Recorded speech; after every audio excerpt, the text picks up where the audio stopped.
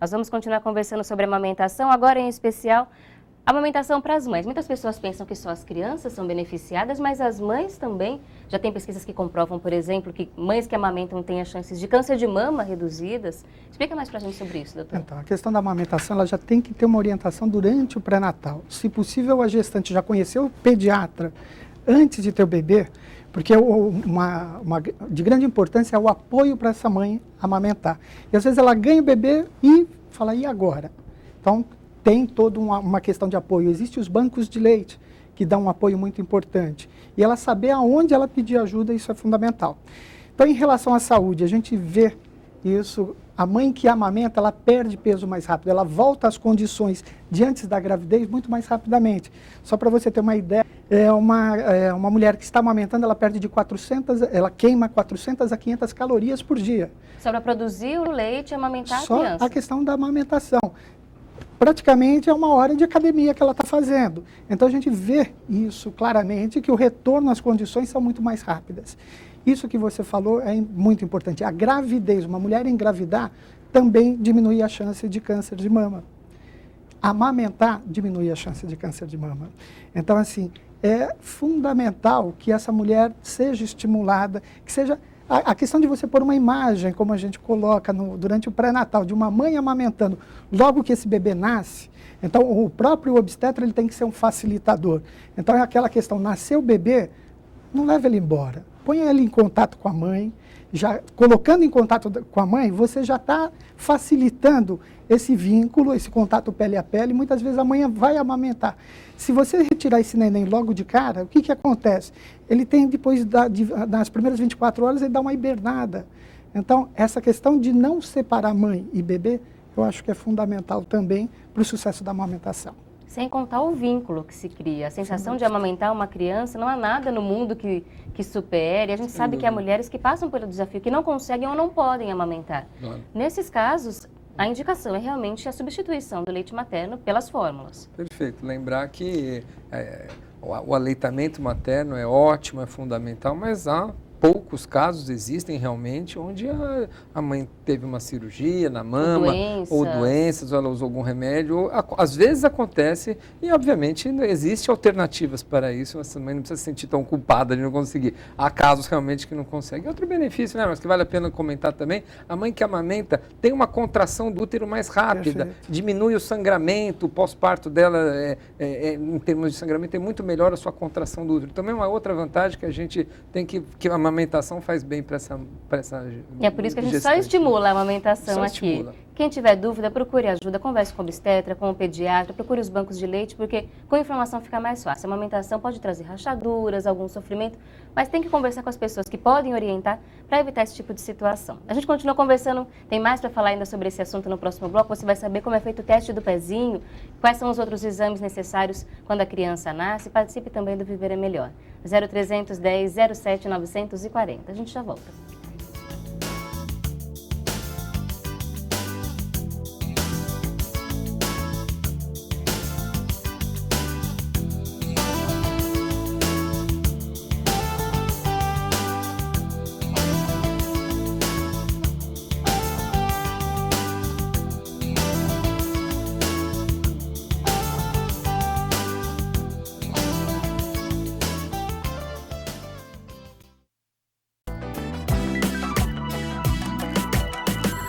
Conversando hoje sobre a importância de cuidar bem dos recém-nascidos.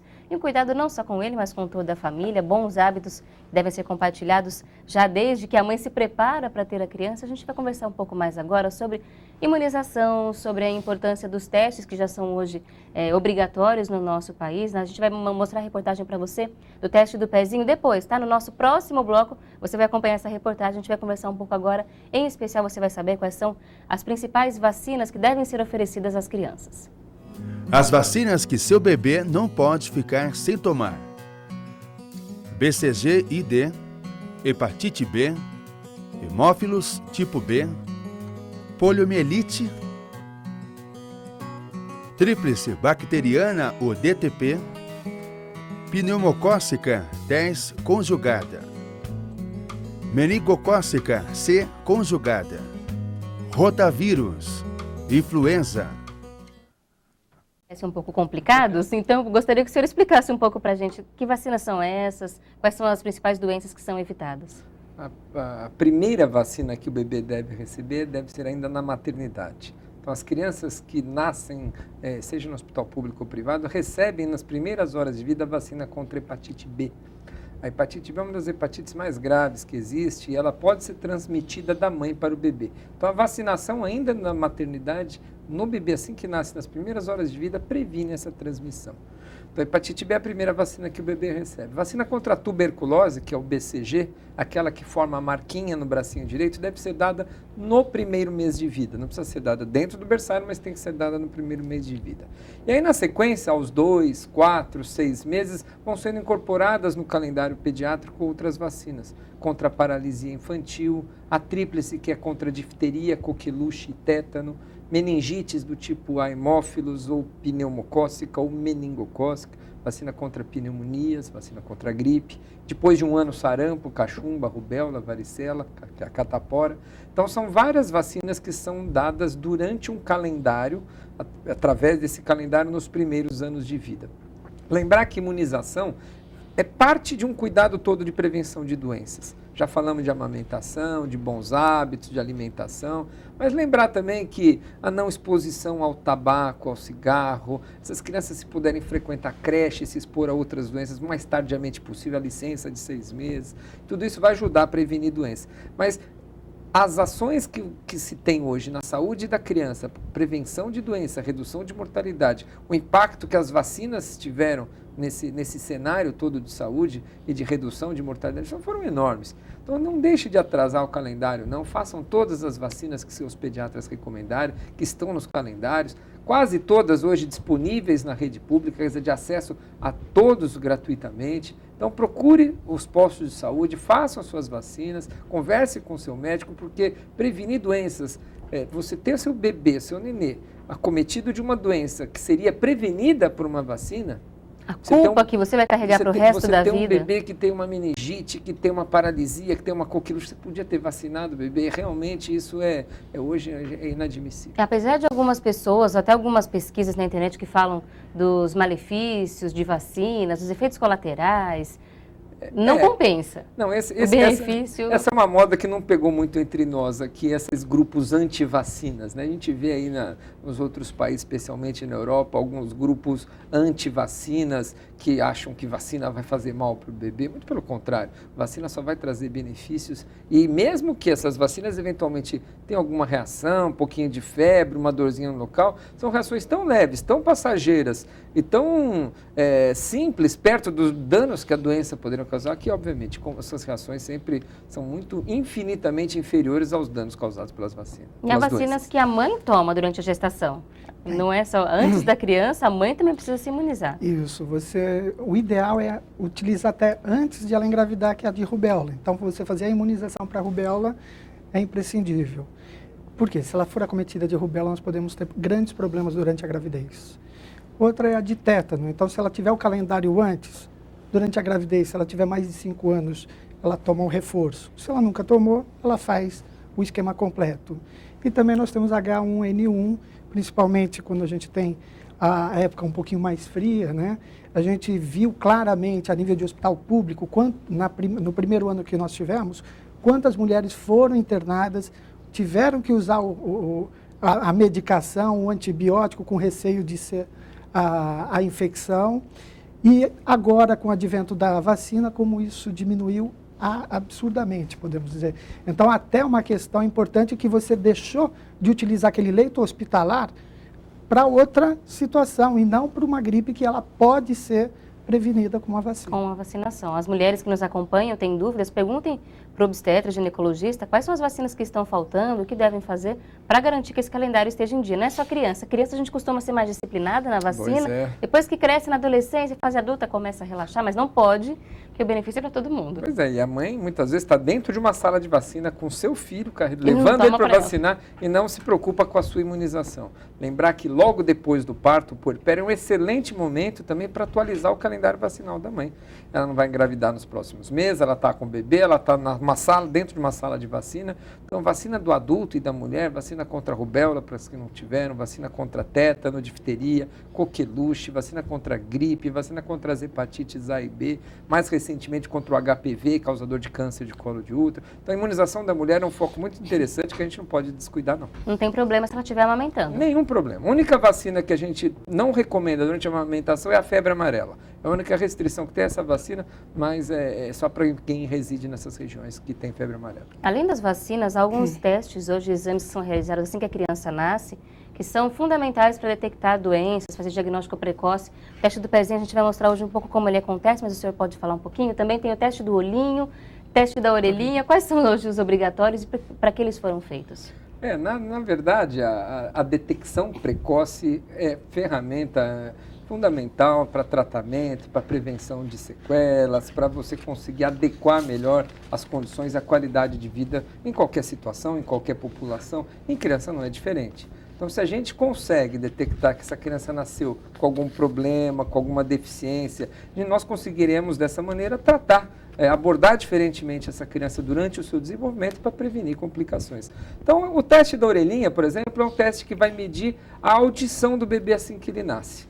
É um exame que hoje a gente faz na maternidade, na criança que nasce nos primeiros dias de vida e consegue detectar aqueles raros casos de surdez congênita. Então, há crianças que nascem com déficit auditivo importantes, às vezes no ouvido, às vezes nos dois. Então, a gente conseguindo detectar precocemente surdez ou deficiência auditiva, nós vamos colocar aparelhinhos, próteses, para que essas crianças não atrasem o seu desenvolvimento de linguagem, aprendam a ouvir com amplificadores. Então, nós temos como tratar essas deficiências auditivas desde que nós a conheçamos. Então, nós precisamos investigar.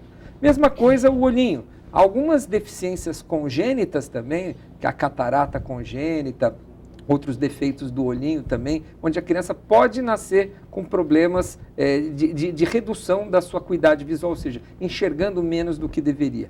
Muitas vezes também mesma coisa, se a gente detecta precocemente, nós conseguimos tratar e evitar atrasos. Às vezes a gente vai perceber que esse bebê é diferente, ele não presta atenção, ele parece que tem algum atraso neurológico, nós que na hora que vamos examinar melhor, vamos investigar que ele tem uma deficiência auditiva, ele não enxerga, por isso ele tem esse atraso, por isso ele parece ser diferente das outras crianças. Então, esses testes de detecção precoce, seja de deficiências auditivas, visuais, ou mais para frente que a gente vai falar do exame do pezinho, são fundamentais para que a gente consiga, detectando precocemente, abordar e tratar o mais rápido possível. Nós tivemos aqui hoje um panorama geral de todos os cuidados que devem ser oferecidos à mãe e à criança, mas como a gente já conversava aqui, cada assunto rendia um programa. A gente, por isso, já agradece a participação dos dois e o convite para que voltem sempre a Viver é Melhor para falar sobre esses temas tão importantes. Nós agradecemos ao Dr. Marcos Tadeu Garcia, ginecologista e obstetra do Hospital e Maternidade São Luís, diretor da Clínica de Ginecologia, Obstetrícia e Neonatologia do Hospital Ipiranga. Muito obrigada, seja sempre bem-vindo ao Viver é Melhor. Agradeço mais uma vez o convite, Camila, e sempre que precisar, estaremos aqui. Agradecemos ao Dr. Marcos e agradecemos também ao Dr. Renato Kifuri, pediatra e neonatologista do Hospital e Maternidade de Santa Joana Promatre e presidente da Sociedade Brasileira de Imunizações. Seja sempre também muito bem-vindo ao nosso programa. Muito obrigado, Camila. Estar aqui no seu programa, no Viver Melhor, é sempre um prazer falar com seus telespectadores aqui. A gente está sempre à disposição de vocês no programa. Gostaria de deixar um grande abraço a todos. Agradecemos a vocês, agradecemos também a você que está junto com a gente neste programa. E nós vamos continuar junto falando sobre saúde, qualidade de vida. Você é sempre nosso convidado especial. Mas agora em especial... Da ONU indicam que 10% da população brasileira sofrem de algum tipo de deficiência. Um quinto desse total é portador de doença mental. Para que haja tratamento desde cedo, o teste do pezinho deve ser realizado. Desde a década de 90, esse teste é obrigatório aqui em todo o território brasileiro e o Hospital Santa Catarina foi pioneiro em fazer esse teste de triagem neonatal desde a implantação do berçário e depois nós ampliamos esse teste para mais doenças e hoje nós temos o teste do pezinho ampliado, onde nós fazemos a triagem para 16 doenças, entre doenças metabólicas, infecciosas e de glândulas. Esse teste da triagem é um teste importante porque quando esse teste dá negativo, eu tenho certeza que a criança não tem a doença. Quando o teste dá positivo, eu tenho que repetir o exame para aí sim fazer o diagnóstico dessa doença. E hoje, felizmente, algumas dessas doenças ou são curáveis ou são totalmente controláveis e aí a criança não evolui para quadros graves, principalmente do ponto de vista neurológico. O teste do pezinho passou a ser obrigatório por determinação de lei federal a partir de 1992. Hoje, 84% dos recém-nascidos passam pelo teste e 15% não passam pela triagem neonatal. Existem doenças onde, ao nascimento, eu já posso coletar o sangue da criança e já posso fazer o exame. Mas existem outras doenças onde a criança precisa se alimentar para depois fazer o teste do pezinho. Então, no mínimo, esse teste tem que ser feito com 48 horas de vida, porque com essa idade essa criança já está se alimentando e com isso algumas doenças que dependem da alimentação, como é o caso da fenilcetonúria, ela precisa que a criança já esteja recebendo leite materno para que os níveis de fenilalanina no sangue eles se elevem. Teste do pezinho, onde com uma lanceta é feito um furinho no calcanhar do nenê e é coletado sangue em papel de filtro. Esse papel de filtro depois é encaminhado para o laboratório e aí são feitas as dosagens no sangue que foi coletado naquele disco do papel de filtro. Se vocês forem observar o papel da coleta, existe realmente um disco onde todo esse disco tem que ser preenchido com o sangue da criança. O teste do pezinho, o ampliado, ele demora um pouco mais de tempo. Normalmente, em 15 a 20 dias ele já está pronto. Isso que é importante, porque o diagnóstico tem que ser precoce para o tratamento ser instituído o mais precoce possível. Uns 20 anos atrás, quando você passava a visita nos quartos da maternidade, os pais não perguntavam do teste do pezinho. E hoje todos perguntam. Então isso é muito importante. Então, sempre ao nascimento, quando nasceu o seu nenê, pergunte para o pediatra quando vai ser coletado o teste do pezinho e troque uma ideia com o seu pediatra perguntando a importância de um teste mais ampliado. E é importante que os pais procurem informações com os médicos a respeito deste exame, porque ele realmente é fundamental para garantir a saúde da criança.